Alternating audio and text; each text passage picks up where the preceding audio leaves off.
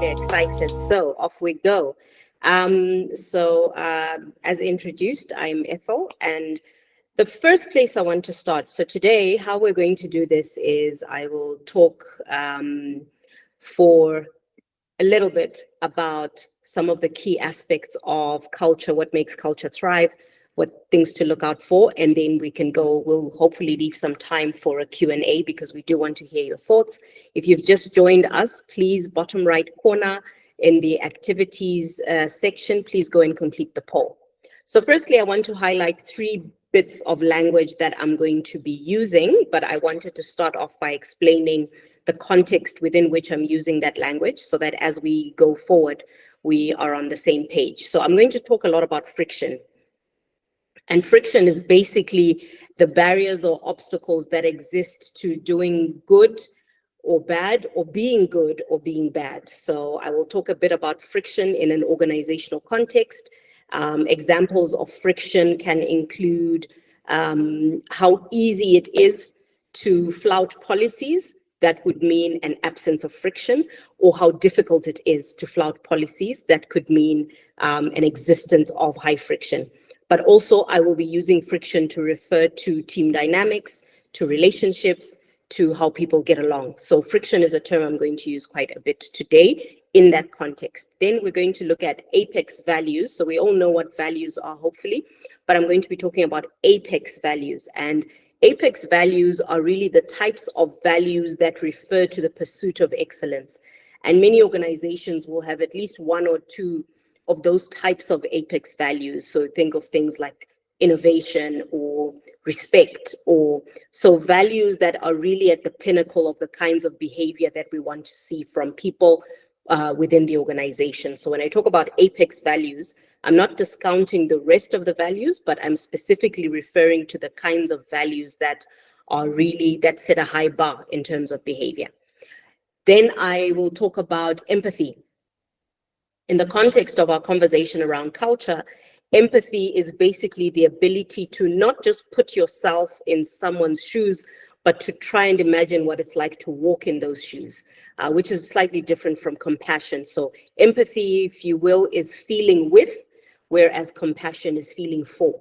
So when I talk about empathy in the context of culture, I'll be talking very much about feeling with someone if they are having a certain experience. Okay, so now we'll move on and talk about thriving organizations. So of the 3 bits of language that I've introduced, a thriving organization is one that can balance out the values and the empathy with organizational friction. So let me unpack organizational friction a bit more and its role in in organizations. So there are no situations that are free of friction. Life itself is not free of friction and, shouldn't be, or else, we don't grow. Imagine if babies at the first try of walking, they fall and then they say, this walking thing is not for me. The human race would still be like crawling or maybe, writhing on our bellies to get from place to place. So friction is an important part of growth and development. Organizational friction is central to a culture and the kind of culture that develops. To simplify it, a culture that has developed in a positive way, or a great culture, is one that is not absent of friction, but it's one that has the kind of positive friction that encourages people to behave well and has enough friction to deter people from behaving in ways that are toxic, for lack of a better term. So organizational, great cultures, it's not that they don't have friction. They have the right kind of friction and they have the right amount of friction. Cultures that are terrible or toxic, or places that we don't really want to be, are the kinds of places that have negative friction, the kind of friction that encourages bad behavior. So I know I'm sounding like I'm speaking with some oxymorons there, but I hope I'm making sense. That in a culture that is not thriving, what you have is a lot of friction that creates space for people to behave in negative ways. So organizational friction and balancing that out is really what creating a thriving environment is. Another way to think of friction is if we think of how people work together, how people engage. There's a common, well-known stages of team building, which are norming, storming, forming, and then performing. Depending on how intentional that team is, or depending on how intentional that organization is, you move through the stages and end up at performing. But when there isn't enough intentionality, or the friction is negative and not so great, or there aren't that many deterrents to certain types of behaviors, you can find that an organization or a team can get stuck in one of those stages. So they can get stuck in storming for a long time and never quite settle and rise to performing. So organizational friction is central, and it's actually key to creating a thriving culture. You have to have some friction. A frictionless environment is actually not a real environment. It's a superficial environment where people are not showing up and expressing themselves fully and openly as they should. But the question is, how do we balance that friction? And I'll get to that later. When I talk about apex values and empathy, and why that needs to be balanced out with friction. So there's friction that arises because there are values that are not being adhered to, that people are not living up to values.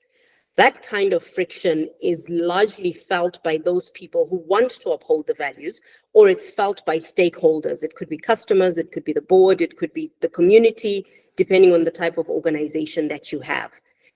So when values, and especially apex values, remember I mentioned apex values are those values that are at that call on us to be at our best as humanity.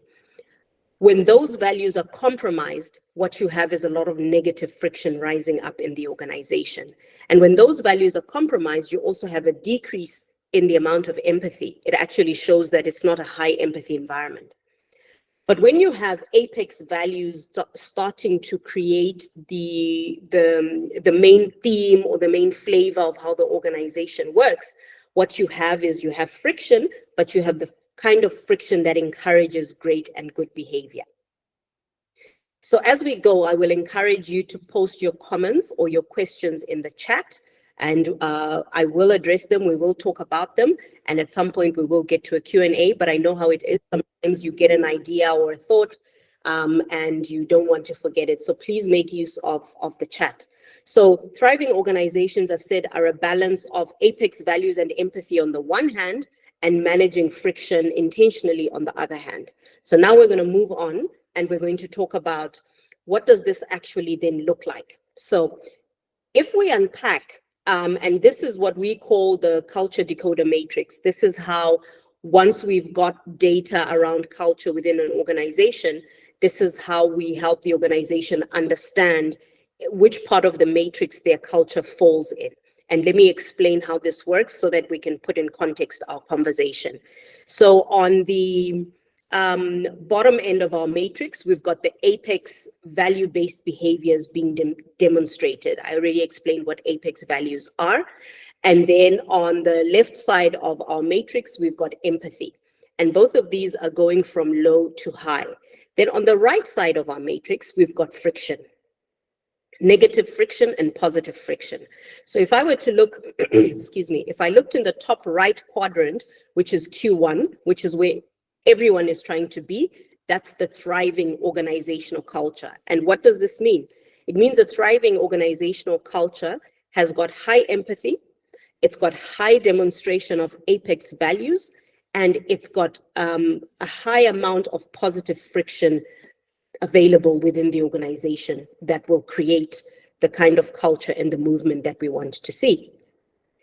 If we look at the worst type of culture that nobody wants, is the toxic culture, you will see that it is low on empathy, low on the behaviors that demonstrate apex values, and also low on negative friction.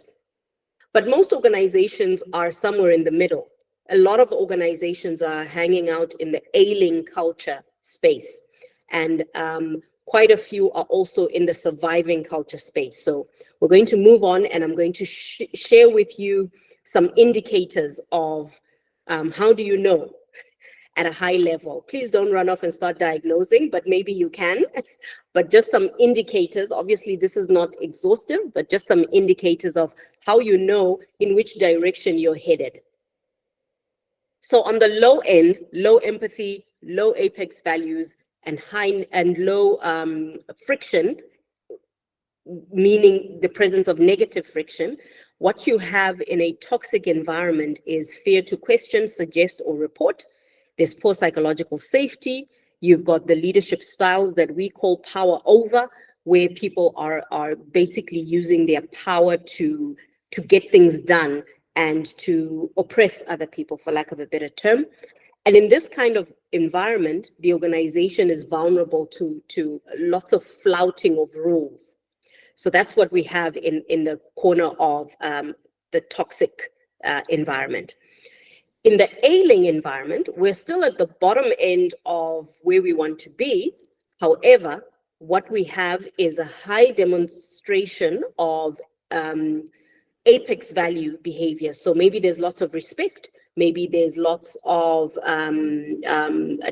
attempt at innovation, maybe there's lots of teamwork, but what is low there is empathy. So there isn't that much of feeling for each other, taking into consideration how people are impacted by different things, taking into account maybe workplace wellness and health and so forth.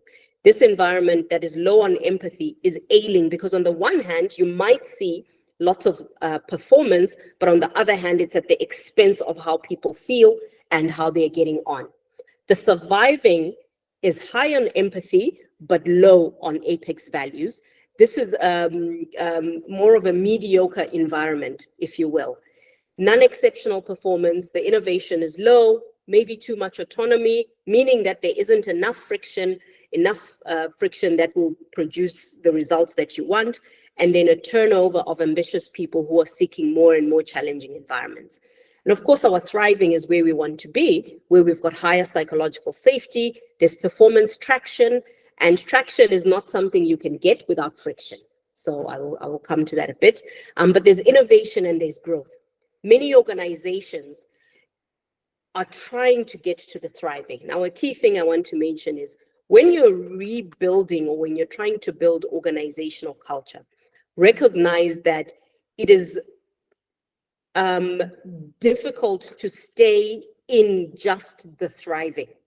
What will happen sometimes is you'll have a movement between surviving and thriving or one of the other quadrants, depending on the amount of intentionality you put behind making your culture continue to thrive and to grow. So now I'm going to move on. And with this basis, I want to talk about, well, how do we thrive? What are those pillars for actually thriving? So let's get into that. And like I said, I'll just lay the foundation. And after this, I'd like to engage in some conversation. So I hope you're ready to put your hand up and talk, because otherwise then it's just me talking at you, which as Nyari mentioned, we like to have the capacity building. So we want to engage with you. So please be ready with your questions. Even if they're specific questions, this is your chance to bring those in. So now, how do we create a thriving organizational culture? You need to balance out the cultural aspects that influence strategy and process with the cultural aspects that influence people and engagement. So let me start with the culture aspects that influence strategy and process. But maybe before that, in total, you need 6 dimensions when you're looking at creating a thriving culture. And even if you're looking at creating a toxic culture, if ever that was an intention, you'd really have to make sure these 6 things are dead, right? But if you're looking at creating a thriving culture, you need agility, you need curiosity, ambition, on the one hand, which are the things that influence strategy and process. On the other hand, you need diversity, tolerance, and values, which are the things that influence people and engagement. So hopefully you can see that if you put too much effort on the one side and not on the other, or on some aspects, you're not going to get that high performance. So it's in the intersection, it's in the meeting of the influencing strategy and process and influencing people and management. It's in that meeting where you get sustainable high performance. And I want to emphasize the term sustainable, because otherwise, if we're not intentional with our activities around building culture, we get spikes. We get a spike of high performance and then a dip, a spike and then a dip. So when we talk about sustainable high performance, it means for long periods of time, you get, yes, some fluctuations, but they are largely in the same zone of performance. And here I want to come back to the issue of friction. So today, I'm really going to talk a lot about friction and its role within organizations and organizational culture. In that interspace, or in that overlap of influencing strategy and process and influencing people and management, organizational friction has everything to do with the direction that your organization is going to go towards. Now, earlier on, when I introduced the terminology, I said friction exists to either encourage good behavior, in that there is a high bar of friction or a high bar of standards for you to jump in order for you to do something bad. So let me give an example here. If you take a certain policy, for example, let's say a new policy is introduced within the organization. Now, this policy, and policies exist to create friction, right? When you look at every policy, it's going to create some kind of friction or the other. Let's say you have a policy that is related to ethics and governance. One that comes to mind is a policy around receiving gifts from clients, or maybe it's a policy around how much fraternization you can do with your clients, and how much you can spend time with your clients that won't be seen as being unprofessional. So let's say a policy is introduced in that way. What that policy does is that it creates a high bar, or it creates friction to you being able to blur the lines of professionalism between yourself and a client. And that's the kind of friction that that policy will introduce. So what is that friction doing? It is raising the bar and making it more difficult for you to do the behaviors that the organization doesn't want.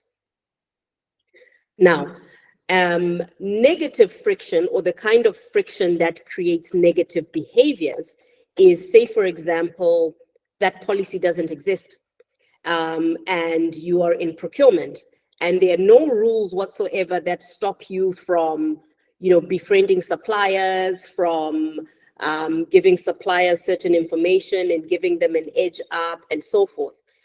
The absence of that friction creates a negative cultural trait. I hope that makes sense. Give me a thumbs up if I'm making sense on the issue of friction and what it means. If it's not, please pop it in the chat and say that, please rehash that. It's not making sense. Okay, I'm seeing a couple of thumbs up. So when you introduce the right friction, you make it difficult for people to behave in a certain way. Let's talk about performance. In an environment that's not tolerant of poor performance or slacking or delays or just not coming to the table the way you should, what happens is that friction is created. Now, those people who are performing well and are meeting the performance standards, they don't feel that friction as much as the people who are fighting against that performance. So the people who are always on the wrong side of where the organization wants them to be will experience more friction. I want to come back to the norming, storming, forming, and performing. Let's take a team. There's performance. So a team, it implies that everyone is, trying to score the goal. It's not about, I scored the goal last time, now you should score the goal, or why did you score the goal? I was trying to score the goal. The idea is the whole team is coming together to try and score this goal. Now, friction around performance comes in that the goals for the team are quite high. Those team members who are pushing to get to the goal and score the goal, the kind of friction they're feeling is possibly just internally within themselves, and that they're challenging themselves so that they can meet they can meet this bar and deliver the performance. The other team members that are not pulling their weight in the team are feeling a different kind of friction. They're not feeling internal friction. They're actually feeling external friction. They're feeling the pressure from the rest of the team. They're feeling the pressure from the organization, and they're feeling dissatisfaction that comes through from the team. And this is where they have the choice. They have a choice to either pull their weight and be a part of the team, or they start to exhibit distancing behaviors where they're saying, I don't want to deal with this friction. Let's multiply that on a bigger organizational scale. Multiple teams, maybe there's hundreds of you, thousands of you in the organization. Multiple teams, and this type of friction is repeated. As long as the friction for wanting performance is created, what you will have is you will have that performance start to be achieved, but those people who can't handle that performance friction will start to exhibit behaviors that make it clear that they cannot be part of this team, either because they are unable to meet their performance or they do not want to meet that performance. Now, where does this friction then play a part in these 6 aspects I've spoken about around agility, curiosity, ambition, and then diversity, tolerance, and values? So the kinds of organizations that succeed as far as strategy and process, maybe their strategy is to be number 1 at whatever it is that they do. You have to have an agile workforce, and an agile workforce is basically a workforce that can quickly accept change, implement it, and move on and, implement different cycles of projects iteratively as time goes on. It's also a workforce that's curious. So curiosity is the foundation of innovation. You cannot have an innovative organization if you don't have a curious organization. Thumbs up if your organization is striving for innovation. Let me see how connected we are. Thumbs up if your organization is striving for innovation. 1, 2. Okay, 3. Okay, I'm seeing, they're coming in. They're coming in. If your organization is striving for innovation, you need curiosity. You're not going to get innovation without people who are curious, because innovation is a result. It's not actually an action. I cannot stand up here and say, oh, I'm going to be innovative. I will stand up and I'll say, I wonder if XYZ, or what would happen if, or why is such and such not working? So you see, it's that curiosity, it's that question, it's that interest in wanting to find out why certain things are happening or not happening. That curiosity is the one that leads us to start doing things that would drive us to result in innovation. The same thing with ambition. When we are curious, we are also ambitious. So agility, curiosity, and ambition go together. If you want a successful organization, you have to have these 3 things. You can't have an innovative organization that doesn't have people who are allowed to be curious, and that's where our culture aspect comes in. Do you have the kind of culture that punishes people for being curious, for trying, for asking questions? If your organization is the kind of place where the ideas only must flow top down, the kind of place where you cannot challenge things, you can't try out new things, or people resist even trying out new things. There's some environments where people will say, yes, we want an innovative environment, but they resist the action of curiosity. They don't want to apply themselves to the point where they can actually shake the status quo. So agility, curiosity, and ambition are the things that will move your strategy forward. Thumbs up if that's making sense. If there are any questions, please pop them in the chat and then we will get to them. Now, on the other side, let's talk about the behaviors that influence people and how engaged they are. Diversity, and here I'm talking largely about diversity of thought, diversity of backgrounds. If you create an environment where people are coming from the same backgrounds, they ask the same questions, they do the same things, you're hiring, maybe you're in your organization, maybe it's financial services, and you hire people who only come from financial services, you're actually creating some kind of weakness in the system. You're not creating avenues for new and fresh ideas that come from different places to flourish. So diversity in thought, diversity in action, in background, in where people are coming from is a key element of thriving workplace organizations. Tolerance of different views, tolerance of different ideas, but also intolerance. I go back to friction. How much the system or the organization tolerates certain things is how much that thing is going to thrive. If the team tolerates, or if the organization tolerates and creates space for poor performers to thrive and to relax, guess what? Those who are maybe driven to being high performers start to get frustrated, and they start to experience friction. So the tolerance is both creating tolerance, but also creating an intolerance for certain things in the system. And then values, I spoke a lot about values and the apex values. What kinds of values do people uphold? And this is another source of organizational friction. In an organization where the majority of people are trying to uphold apex values, those who don't hold apex values central will start to experience friction. And the reverse is also true. So surviving and going beyond surviving, moving on into thriving, requires that overlap between the culture aspects that influence strategy and process, those being agility, curiosity, and ambition, have got a healthy friction point with influencing people and engagement.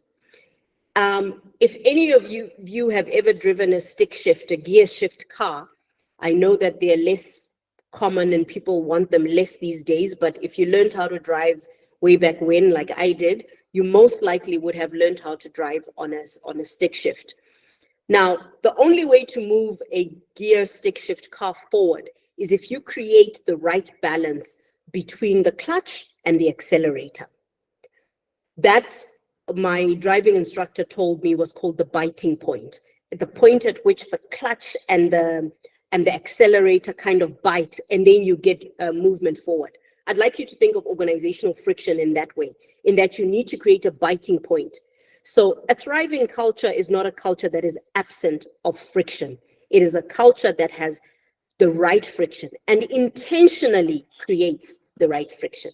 I want to pause here for some comments and questions. I do have one more slide, but I want to get some conversation going just for the next 5 minutes, so that we can then bring our masterclass to right down to your organization. So please do go ahead. Please put your hand up if you would like to contribute, or if you've got a comment that you'd like to leave in the chat, or a question.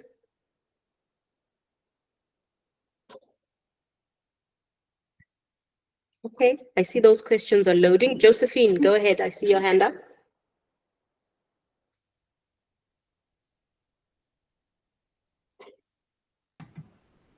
Josephine, You're if on you're speaking, you're on mute. Yeah, I have a question on tolerance. Could you talk a little bit about tolerance? I understood diversity and value, but could you talk more on tolerance in regards to influencing people and engagement? Okay, great. So tolerance, so I'll talk about the tolerance as well as the intolerance. So in an environment of an organization or any grouping of people, there are certain things that should not be tolerated in order for you to create the kind of environment that you want. But there's also the side of how tolerant are we of people who are different from us, people who think differently to us, people who talk differently to us. So, and that can also handle a diversity aspect if we look at the other side of diversity, as in diversity of background, gender, race even. So tolerance in the space of creating culture, it again has to be balanced. There are certain things that should not be tolerated, but then we should also have tolerance for other things. As human beings or creating an environment, we should always have tolerance for each other as people who experience different things. However, as an organizational system with goals, missions, and things you want to achieve, there should be an intolerance, for example, to values that are flouted. There should be an intolerance to abuse. There should be an intolerance to sexual harassment. There should be intolerance to myriad other things that we want to exit from our organization. So in driving the culture, you need to know, what do you tolerate and what do you not tolerate?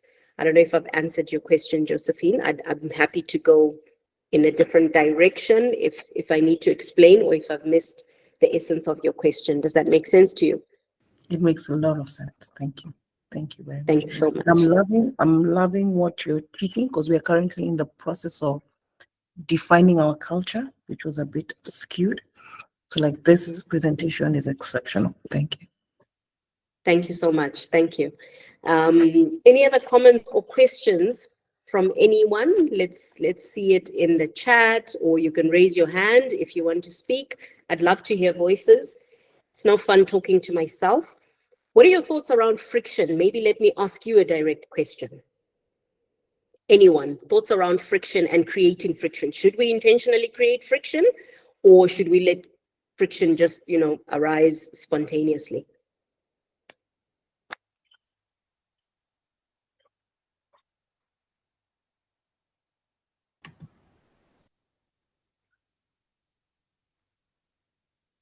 I'm hearing an unmuted mic. Please go ahead if you've unmuted yourself and you want to speak.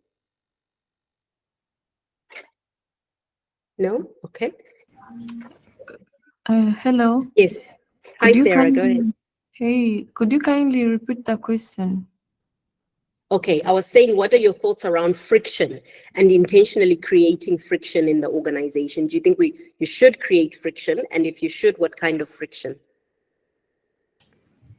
I think from my end, we should have both. We should create friction, because why? At the end of the day, it's going to help other people who are reluctant to push up.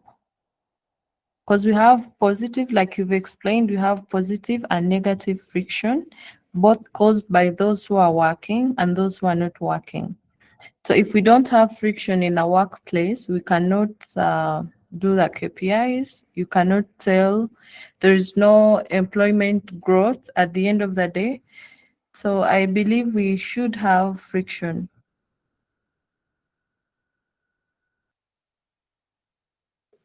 Thank you. Thank you, Sarah, for that. Let me move on and talk about then the last slide that I have in terms of intentionality. So what should you actually do to change your culture? There's a lot that you have to implement, but I thought, let me focus on some 5 key things that have to feature as part of your culture transformation. Firstly, name the beast. What beast are you fighting against? Sometimes we embark on these culture transformation projects, but we've not taken time to really unpack and understand the traits of the organizational culture that are strongest within the organization.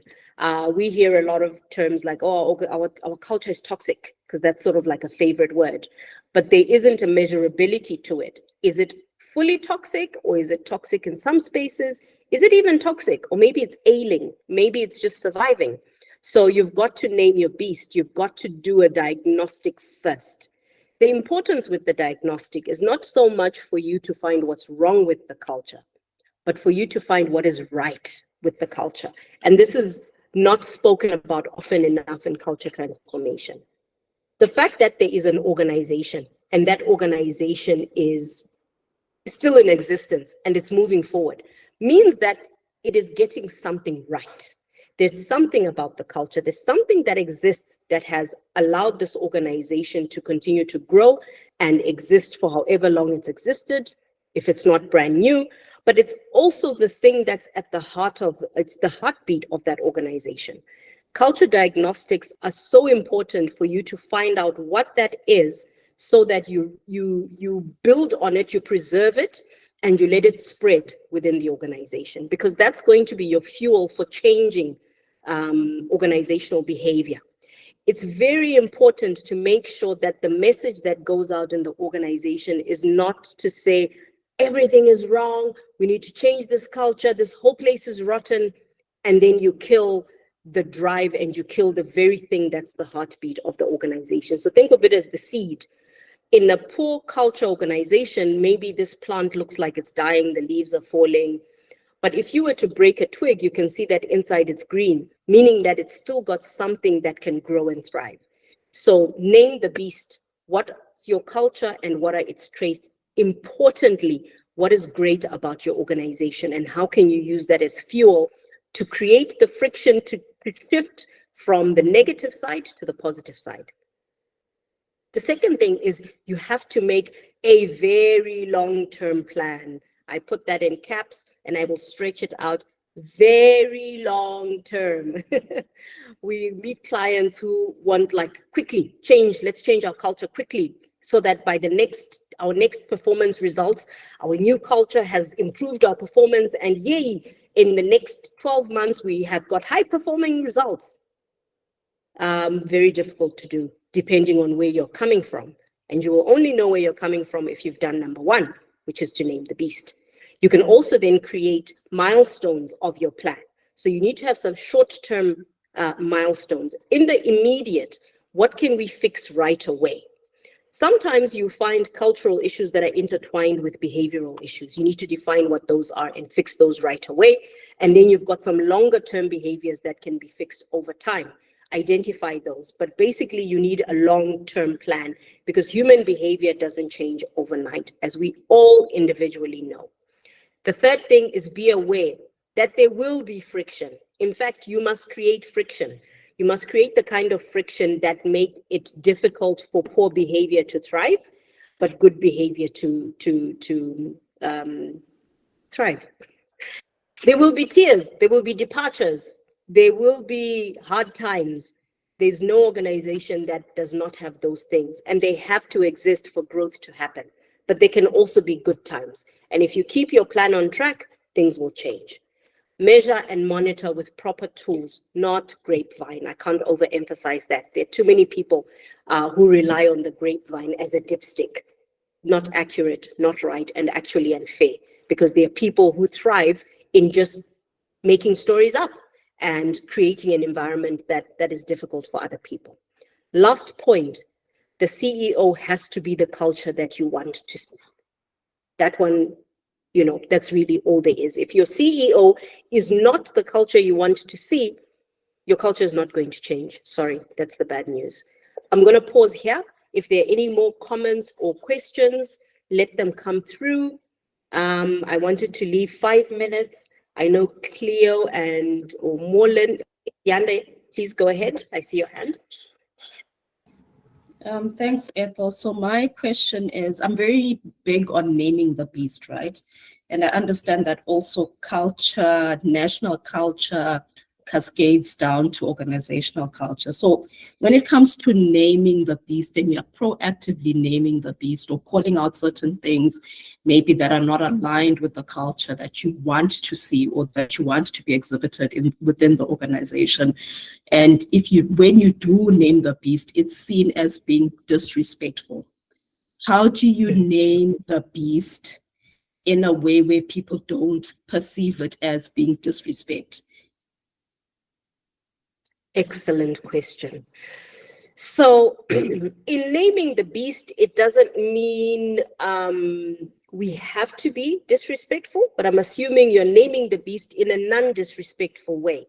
So sometimes that reaction comes when we don't like the name that we have found for the beast, when we don't want to accept that, okay, what we've got here is we've actually got a negative and a toxic culture. People will say, oh, but you're focusing on the negative, you're not focusing on the positive. That in itself is part of the culture change. I would say you don't step away from naming the beast, whatever that beast is, because that should be the start of the culture change. The ability to look at the truth and to accept that this is what it's called. It's making us uncomfortable. But if we want to change its name so that we can accept it better, then already we've started down the wrong path of being delusional about the size of the change that we have to make. So that's usually one of the biggest hurdles to get over, to say that it is not disrespectful, but this is the reality. And usually when people say that it's disrespectful, they are looking for a way to not accept that that's the truth. You brought up the issue of national culture. I just want to point to connect it with that, is when we look at the good elements of the different national cultures, there's no culture that, intentionally promotes negative behavior. So it's good to hook into the conversation of national culture and hook onto the positive sides. And the flip side is to say, wow, if naming the beast is disrespectful, guess what's even more disrespectful? Behaving in the way that the beast has been defined. I hope I've answered your questions, Yanda. Any other questions or comments? Okay. Please indulge me by giving me in the chat 1 or 2 words to see if what you've picked up and what was profound for you today, what you learned. Just give us some feedback around that. I will hand over back to Morlin or Cleo. I'm not sure who I'm handing over back to, for us to share with you something exciting. Thank you so much for listening. Please put your comments and questions. And if you want to carry on the conversation after this, you can find me on the socials and I'll be very happy to answer your questions. Thank you, Sarah. I see that. Cleo, go ahead. So good afternoon, everybody. I would just still continue to encourage you to put the words in the chat, as Ethel said. But I just want to thank you for your time, because we know how we are busy people in whatever markets that we're in whatever cultural situation we're in. But Ethel mentioned something that was really key in terms of naming the beast. And those of us who worked with us who are on the call, and those who haven't worked with us who are on the call, will understand why we really wanted to offer you the free culture dipstick. I'll ask Molin just to move to the slide. If Molin can catch up with me. Thank you.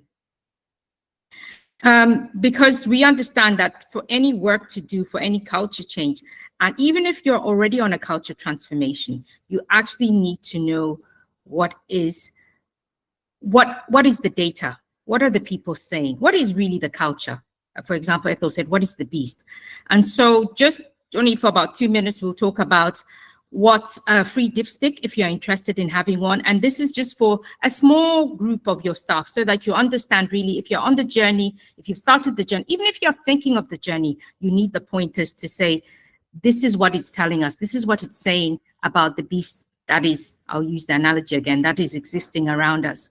And really what our survey service is, which is what we call Culture Beat, is really being able to measure, to diagnose, because measurement is diagnosis. Once we know what it is, obviously we will diagnose it using some of our culture advisors, and they will give you the pointers. They will tell you, okay, this is what we found.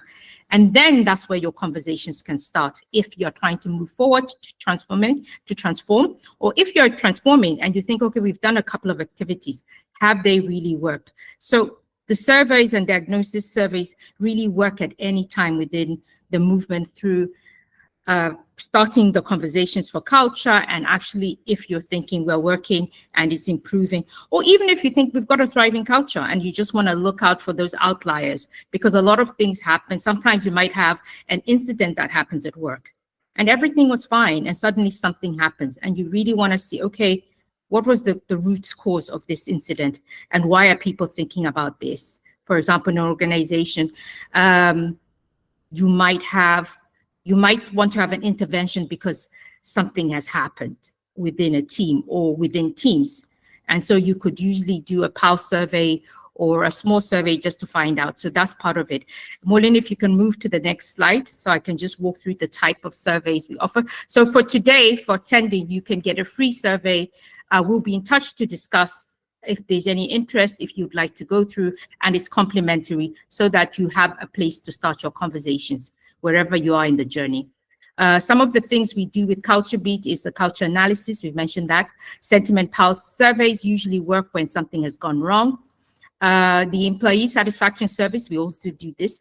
We do employee value proposition surveys as well, really to find out for those who we understand the journey. Culture is only part of the employee value proposition. And so a lot of organizations don't understand that one of the things that retains top talent at the moment is actually what is the culture I'm existing in, what is the culture I'm moving into, and what culture do I want to thrive in? So we do that, change and transformation readiness surveys. If you're about to transform anything, it can be digital, it can be culture, it can be any change project, we do that. We also do culture transformation dipsticks, we've talked about that.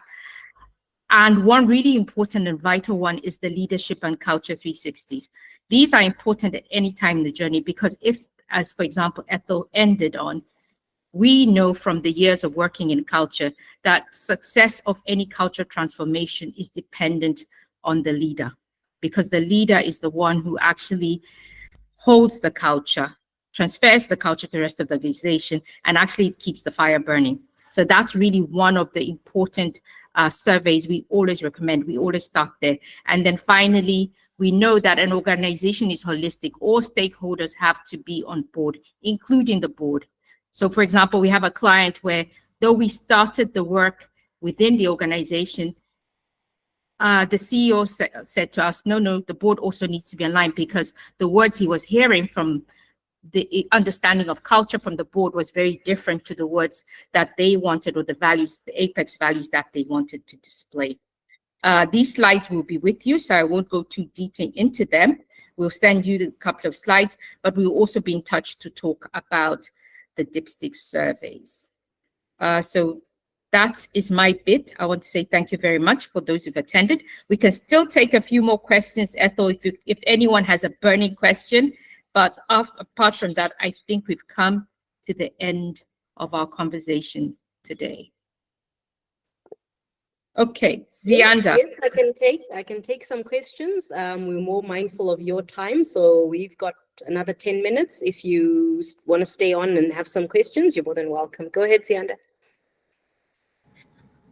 Thank you. So Cleo touched about, and you as well, Ethel, you touched about culture being driven by, if you have a scenario where the leader's proactive about changing the culture, but maybe the peers are not so keen on having the culture changed, or you find a situation where you're managing upwards, how do you proactively put steps to rectify that and get everyone on the same boat so that, you know, even the leader has the necessary support to transform the culture?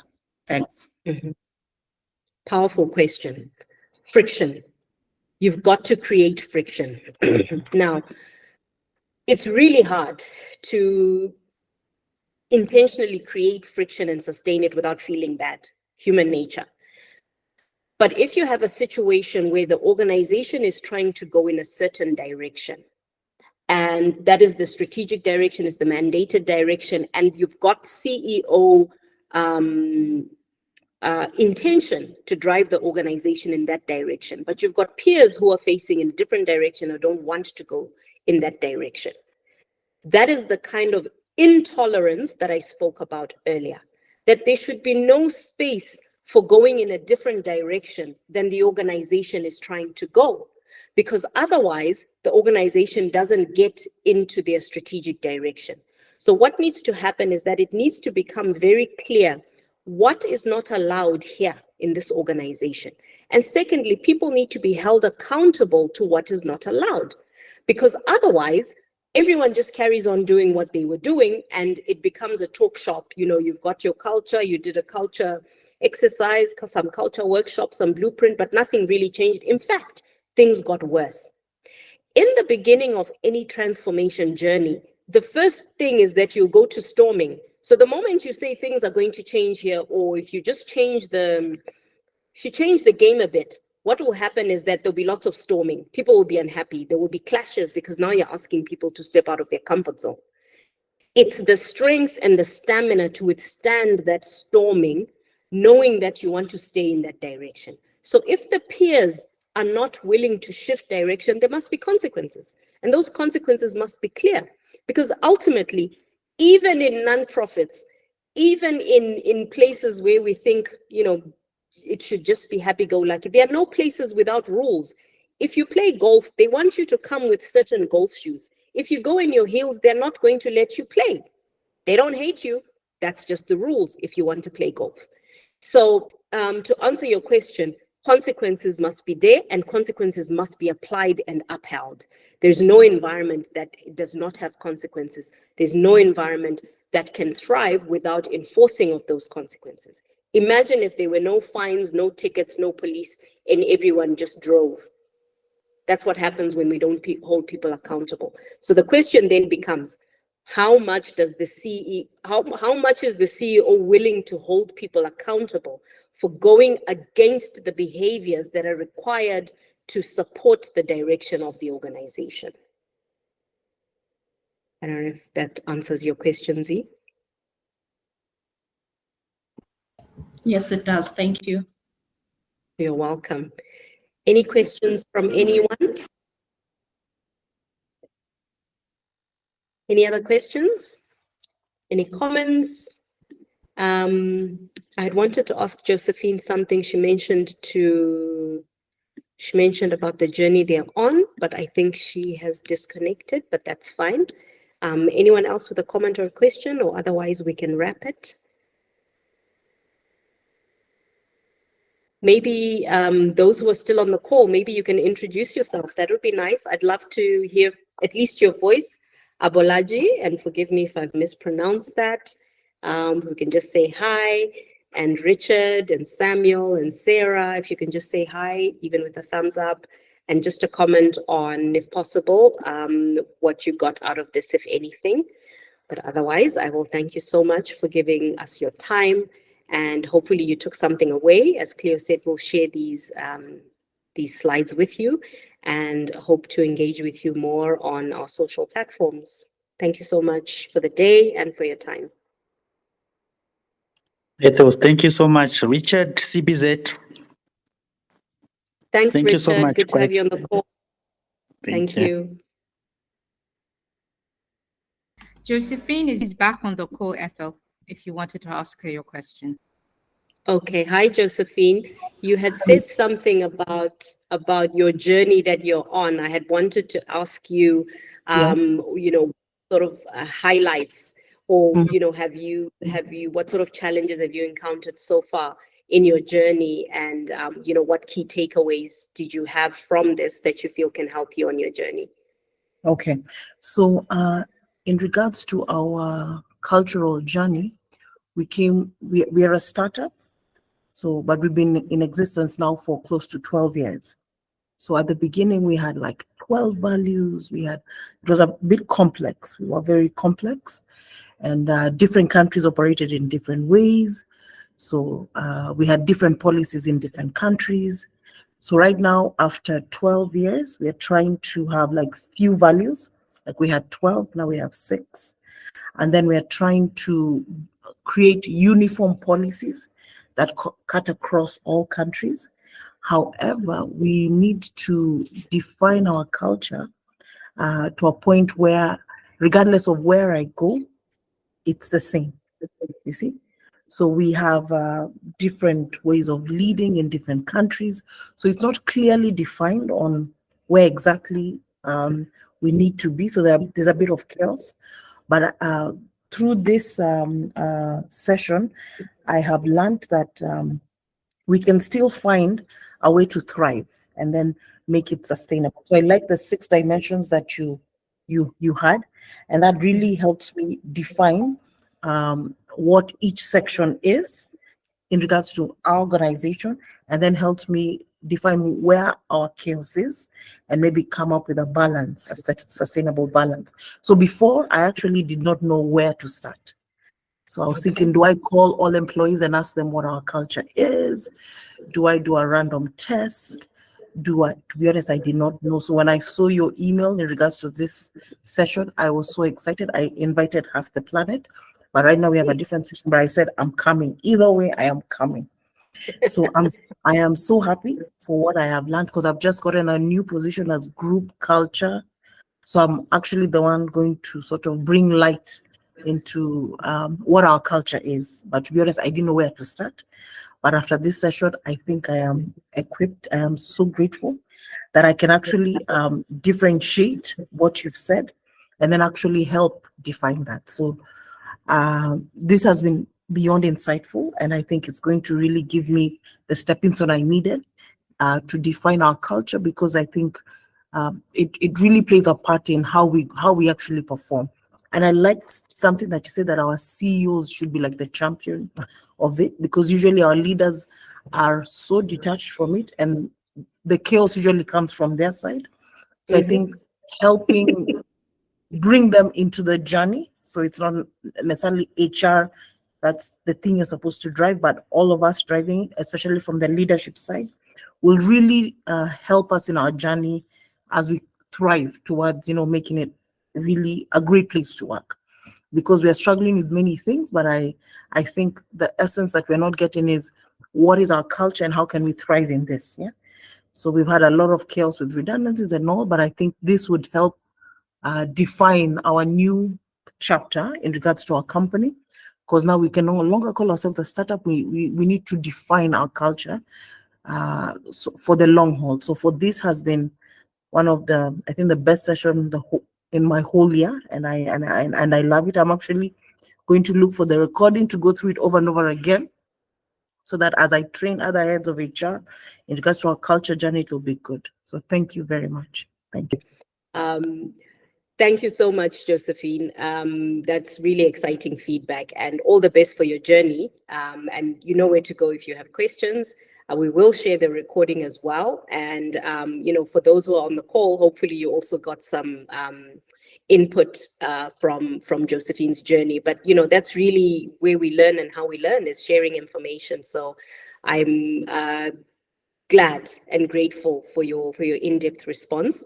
I hope you were still on the call. I know you dropped off when we talked about the free culture dipstick survey that everyone is getting. So please do connect with us.